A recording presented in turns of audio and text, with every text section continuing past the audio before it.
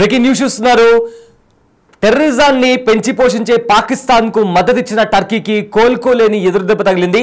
అయితే ఇప్పటికే భారత్ లో బాయ్కాట్ టర్కీతో టర్కీ పెద్ద ఆర్థిక నష్టాన్ని కూడా చవిచూస్తుంది. ఇప్పటికే టూరిజానికి సంబంధించి చాలా వరకు కూడా చాలా మంది టర్కీకి విజిట్ చేయాలనుకున్న భారతీయులు చాలా మంది కూడా తమ ప్లాన్స్ ని క్యాన్సిల్ చేసుకున్నారు. అయితే లాస్ట్ గడిచిన 15 రోజుల్లో 3,500 కోట్లకు పైగా నష్టం వాటిల్లింది.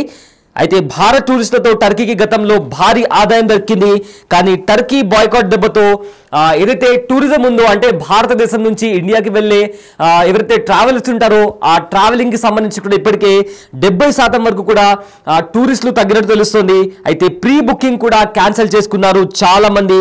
మరోవైపు టర్కీ యాపిల్ కావచ్చు, క్లోతింగ్ కి సంబంధించి చాక్లెట్లకి సంబంధించి కూడా ఇప్పటికే పూర్తిగా బ్యాన్ విధించినట్టు తెలుస్తుంది.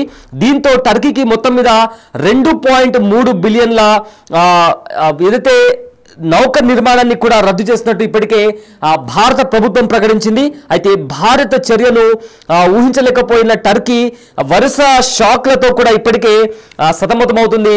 మొత్తం మీద చూసుకుంటే ఉగ్రవాదాన్ని పెంచి పోషిస్తున్న పాకిస్తాన్ కు టర్కీ రీసెంట్ గా భారత్ ఇంకా పాకిస్తాన్ మధ్య నెలకొన్న టెన్షన్ వాతావరణంలో ఏదైతే దాడులు జరిగాయో అప్పుడు పాకిస్తాన్ కు డ్రోన్లు సరఫరా చేసింది టర్కీ.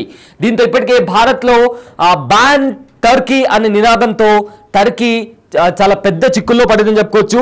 ఎందుకంటే టర్కీ ఒక దశాబ్దానికి పైగా భారతదేశానికి వ్యాపార, నిర్మాణ, సాంకేతిక భాగస్వామిగా ఉంది. అయితే భారత్లో చేపట్టినటువంటి ఎన్నో ప్రాజెక్టులలో టర్కీ కంపెనీలు పనిచేస్తున్నాయి.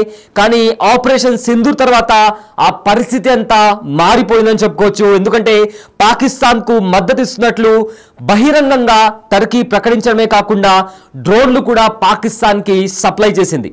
అయితే ఉగ్రవాదాన్ని ప్రేరేపిస్తున్న పాకిస్తాన్కు టర్కీ మద్దతు ఇవ్వడం భారత్కు ఆగ్రహాన్ని తెప్పించింది. అంతర్జాతీయ వేదికలపై కాశ్మీర్ గురించి టర్కీ చేసిన వ్యాఖ్యలను, పాకిస్తాన్తో ఆ దేశానికి పెరుగుతున్న ఫ్రెండ్షిప్ ఏదైతే ఉందో దాన్ని భారత్ తీవ్రంగా పరిగణించింది.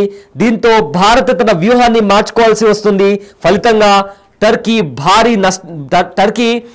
నష్టపోవాల్సి వస్తుంది. అయితే భారత ప్రభుత్వం ఇప్పుడు టర్కీతో ఉన్న తన వ్యాపార సంబంధాలను క్రమంగా తగ్గించాలని చూస్తుంది. అధికారికంగా దాన్ని అఫీషియల్గా అనౌన్స్ చేయనప్పటికీ కూడా ఇప్పటికే టర్కీ పైన ఈ ప్రభావం చాలా స్పష్టంగా కనిపిస్తుంది. అయితే దీర్ఘకాలిక ప్రతిపాదికన జరిగిన వ్యాపార ఒప్పందాలను సైతం రద్దు కావచ్చని కూడా వాణిజ్య శాఖకు చెందిన ఒక సీనియర్ అధికారి చెప్పినట్లు కూడా ఇంటర్నేషనల్ మీడియాలో కూడా కొన్ని కథనాలు బయటకు వస్తున్నాయి. అయితే టర్కీ కంపెనీలు భారతదేశంలో అనేక మెట్రో రైల్ ప్రాజెక్టులు కూడా పనిచేస్తున్నాయి. లక్నో, పూణే, ముంబై లాంటి నగరాల్లో మెట్రో రైలు నిర్మాణంలో కూడా టర్కీ కంపెనీలు పనిచేస్తున్నాయి.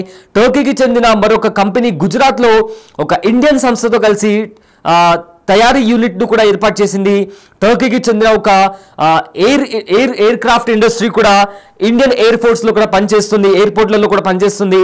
అయితే జమ్మూ కాశ్మీర్లోని మెగా ప్రాజెక్టులో కూడా టర్కీ కంపెనీ పాల్గొంటున్నాయి. అయితే ఈ మొత్తం ఇప్పుడు ప్రజెంట్ ఏదైతే పాకిస్తాన్ కు సపోర్ట్ చేసిన తర్వాత బిజినెస్ కి సంబంధించి అదేవిధంగా ఇంపోర్ట్ అండ్ ఎక్స్పోర్ట్ కి సంబంధించి కొలాబరేటివ్ ఆఫ్ వర్క్ కి సంబంధించి కూడా టర్కీ పైన ప్రభావం పడే పరిస్థితి కూడా కనిపిస్తుంది. ఇప్పటికే టూరిజంలో 70% పర్యాటకులు కూడా వాళ్ళు చేసుకున్న ప్రీ బుకింగ్ ని కూడా క్యాన్సిల్ చేసుకున్నారు.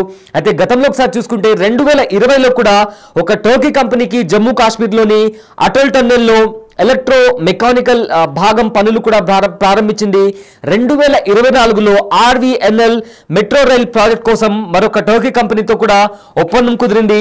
పలు రాష్ట్రాల్లో సొరంగ మార్గాల నిర్మాణంలో కూడా టర్కీ కంపెనీలు పనిచేస్తున్నాయి. వీటితో పాటు భారత్లో ఆటోమొబైల్స్, ఐటీ రంగాల్లో టర్కీ కంపెనీ పనిచేస్తున్నాయి. జమ్మూ కాశ్మీర్తో పాటు గుజరాత్, మహారాష్ట్ర, ఉత్తరప్రదేశ్, ఢిల్లీ తదితర రాష్ట్రాల్లో టర్కీ కంపెనీలు ఎక్కువగా పనిచేస్తున్నాయి. అయితే గడిచిన ఆర్థిక సంవత్సరంలో భారత్, టర్కీ దేశాల మధ్య $10.4 బిలియన్ వ్యాపారం జరిగింది. భారత్లో టర్కీ FDI పెట్టుబడుల్లో 45వ స్థానంలో ఉంది. ఏప్రిల్ 2000 నుంచి సెప్టెంబర్ 2024 వరకు టర్కీ $240.18 మిలియన్ పెట్టుబడిగా పెట్టింది. ఇండియా బ్రాండ్ ఈక్విటీ ఫౌండేషన్ ఫిబ్రవరి 2025లో విడుదల చేసిన రిపోర్ట్ ప్రకారం ఈ విషయం వెల్లడైంది. అయితే IBEF అనేది వాణిజ్య మంత్రిత్వ శాఖకు చెందిన ఒక ట్రస్ట్. 2017లో టర్కీ అధ్యక్షుడు భారత పర్యటనకు వచ్చినప్పుడు అనేక సహకార ఒప్పందాలు కుదిరాయి. వీటిలో మీడియా సహకారం, దౌత్య అకాడమీల మధ్య శిక్షణ, వివిధ నిర్మాణ ప్రాజెక్టులో భాగస్వామ్యం, పార్ట్నర్షిప్ ఉంది. ఇప్పుడు దాదాపు 8 సంవత్సరాల తర్వాత ఈ సహకరించుకోవాల్సిన ఏవైతే పరస్పర సహకారం అందించుకోవాల్సిన విషయాలకు సంబంధించి కూడా ప్రతిదీ కూడా తలకిందులయ్యే పరిస్థితి కనిపిస్తుంది. ఏదైతే ఇప్పుడు ప్రజెంట్ ఉన్న పరిస్థితుల్లో భారత ప్రభుత్వం టర్కీతో కుదుర్చుకున్న కోట్ల డాలర్ల వ్యాపార ఒప్పందాలను దాన్ని కంటిన్యూ చేయాలా లేదా ఆపేయాలా, వాటిని బ్యాన్ చేయాలా అనే దానికి సంబంధించి కూడా ఇప్పటికే భారత ప్రభుత్వం ఆలోచిస్తున్నట్టు తెలుస్తుంది. భారత్కు ఆర్థిక అంకాల కంటే దేశ ప్రయోజనాలే ముఖ్యమని కూడా ప్రభుత్వం ఇప్పటికే చాలా క్లియర్గా ప్రజల ముందర చెప్పడం జరిగింది. అయితే భారత ప్రపంచ స్థాయిలో తన స్థానాన్ని మరింత బలోపేతం చేసుకుంటుంది.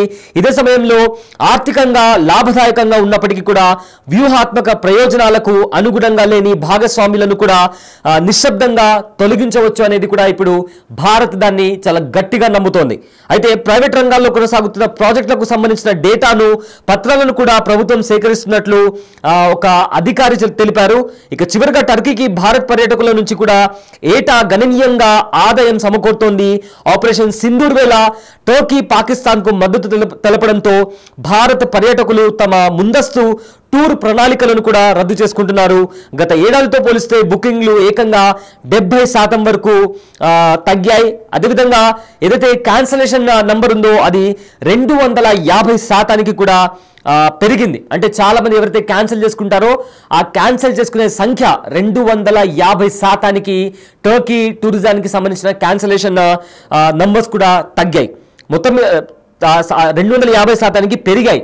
అయితే మొత్తం మీద భారత్తో పెట్టుకొని టర్కీ భారీ మూల్యాన్ని చెల్లించుకుంటుందని చెప్పుకోవచ్చు. ఎందుకంటే ఇప్పటికే వ్యాపారానికి సంబంధించి ట్రేడ్కి సంబంధించి ఇంపోర్ట్ అండ్ ఎక్స్పోర్ట్స్కి సంబంధించి కూడా టర్కీ తీవ్ర ఆర్థిక నష్టాన్ని చవిచూసింది. అండ్ ఆల్సో టూరిజానికి సంబంధించి కూడా ఇప్పటికే బాయ్కాట్ టర్కీ అనే నినాదంతో చాలా మంది ఎవరైతే ప్రీ బుకింగ్ ప్లాన్స్ చేసుకున్నారో వాళ్ళు కూడా క్యాన్సిల్ చేసుకున్నారు. సో మొత్తం మీద ఏదైతే పాకిస్తాన్కు టర్కీ సహకారం అందించిందో, ఉగ్రవాదాన్ని పెంచి పోషిస్తున్న పాకిస్తాన్కి తమ మద్దతు ఇవ్వడమే కాకుండా భారత్ మీద దాడి చేస్తున్న సమయంలో డ్రోన్లను, మిసైళ్లను సరఫరా చేసింది టర్కీ. దీంతో ఇప్పుడు మొత్తం మీద టర్కీ భారత్ను ఫేస్ చేయాలంటే చాలా రకాల సమస్యలను ఇప్పుడు టర్కీ ఎదుర్కోవాల్సి వస్తుందని కూడా చాలా స్పష్టంగా కనిపిస్తోంది.